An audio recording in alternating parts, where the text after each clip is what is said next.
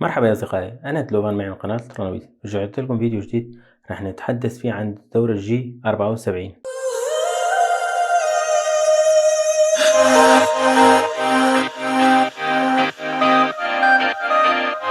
يا أصدقائي، دورة الجي 74 دورة مكون من سطرين، أو أبسط دورة في عملية ثقب أو تثقيب.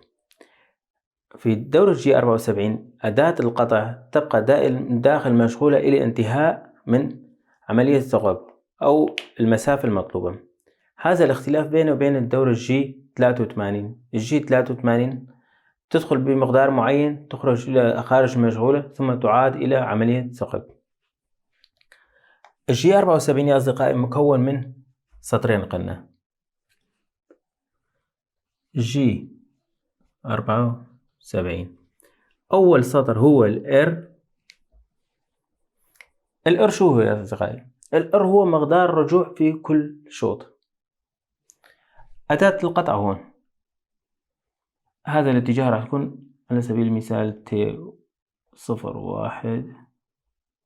0105 لأنه اتجاه راح يكون هيك. يا أصدقائي، أداة القطع راح تدخل في كل شوط، راح تجي توصل لهون، توصل لهون بترجع مقدار معين. الأر هي من هون لهون، هي الأر ترجع مقدار معين ثم تعاد عملية الثقب بمقدار معين. تقوم بعملية ثقب مقدار الأر رجوع ثم تعاد عملية ثقب. السطر الثاني على هذا الشكل. جي 74 عندنا الزد، عندنا الكيو والاف. يا أصدقائي، الزد هو هو العمق النهائي. الزد هو عمق النهائي. على سبيل المثال في كل عملية قطع راح نعطيها 5 ملم، معناته هون راح يكون 12، معناته 15، راح أعطيه 15 ملم. الزد هو عمق النهائي لعملية الثقب. الكيو هو مقدار القطع في كل شوط. الكيو مقدار القطع في كل شوط. أول شوط قطعنا 5 ملم، لكن في هون شغلة وحدتها هون ميكرون. يعني إذا بدنا نقطع 5 ملم من في كل شوط، معناته راح أكتب 5000 ميكرون. ما راح أكتب 5 لأنه وحدتها ميكروني. أما هون وحدتها هي مليمتر الأر. أما الكيو هي وحدتها ميكرون. يعني راح أكتب 5000، هذا يعني إنه في كل شوط راح تقطع 5 ملم عندي. طبعا هنا تاخذ 0.1 أو 2. يا أصدقائي، راح ناخذ تمرين عملي على هاي الرسمة. على سبيل المثال عندنا قطر الأداة 10 ملم، معناته من هون راح تكون 10.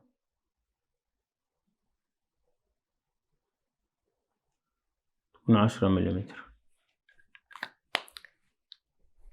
قلنا كالعادة بنكتب برنامجنا، نبدأ برنامجنا باسم البرنامج O000. على سبيل المثال رقم البرنامج 8. بعدين G 28، اليو 0، الدبليو 0. دائما وأبدا ما ننسى نسكر البلوك ونرقم الأسطر. السطر اللي بعده نختار أداة القطع T 0105. بعدين G 50 S 1500 M 03. G 96 S 800 تشغيل سائل تبريد M 08. بعدين قدم استعواد نصف قطر أداة القطع، وهدول راح نلغيه هون كمان، راح نلغيه هون نلغيهم هون. الجي 40 الجي 21 إدخال البيانات راح يكون متري. الجي 40. بعدين نجي هون أداة القطع راح تكون هون. راح نجي هون من فوق ننزل هون تصل هون. راح تكون هون على سبيل المثال بين الهاي وهاي 5 راح تكون، لكن على المحور الإكس 0. معناته جي 0 الإكس 0 لأنه راح تكون على المركز. الثقب راح يكون على المركز، معناته 0 على المحور الإكس. الزيت 5. قلنا بس يكون زائد راح يكون خارج المجهولة. بعدين الجي 1 الإكس 0 فينا ما نكتبها كمان. الزيت 0 تغذية 0.1. هلا راح نبلش بالجي 74. الجي 74 الار قلنا هي مستوى رجوع وسحب في كل شوط. الار راح نعطيها 1 ملم. بعدين الجي 74 الزيت هو 15 ناقص 15. الكيو هو مقدار قطع في كل شوط، قلنا نعطيها 5000 يعني 5 ملم. التغذية قلنا نعطيها 0.2. راح تقطع أول شوط 5 ملم، ترجع 1 ملم، ترجع تقطع 5 ملم، ترجع بتطلع آخر شي بترجع تقطع 5 ملم، تطلع خارج المجهولة. طلعت خارج مجهولة. بعدين نختار الجي 0 الإكس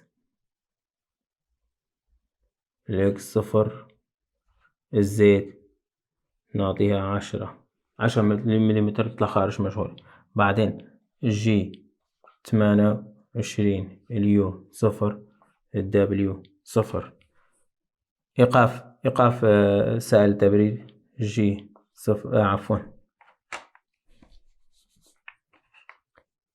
ام 0.9 إيقاف سائل التبريد. ام 0.5 إيقاف الظرف عن الدوران. ام 30 إنهاء البرنامج. فكان نتقرب من المجهولة بأقصى سرعة ممكن نستعمل الجي 0 بس وصلنا قريبا نترك مسافة الأمان. بعدين نتقرب من المجهولة بتغذية محددة عن طريق الجي 1. بس قربنا هون نبلش بالجي 74.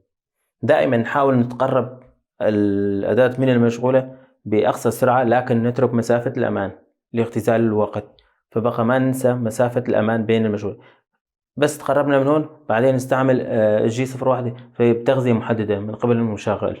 تقرب من المشغولة تقوم بتنفيذ دورة، بترجع تخرج لبرا، بعدين رجع الأداة النقطة المرجعية، نقف سائل التبريد، نقف الظرف عن الدوران، ننهي البرنامج. فهي كانت دورة جي 74.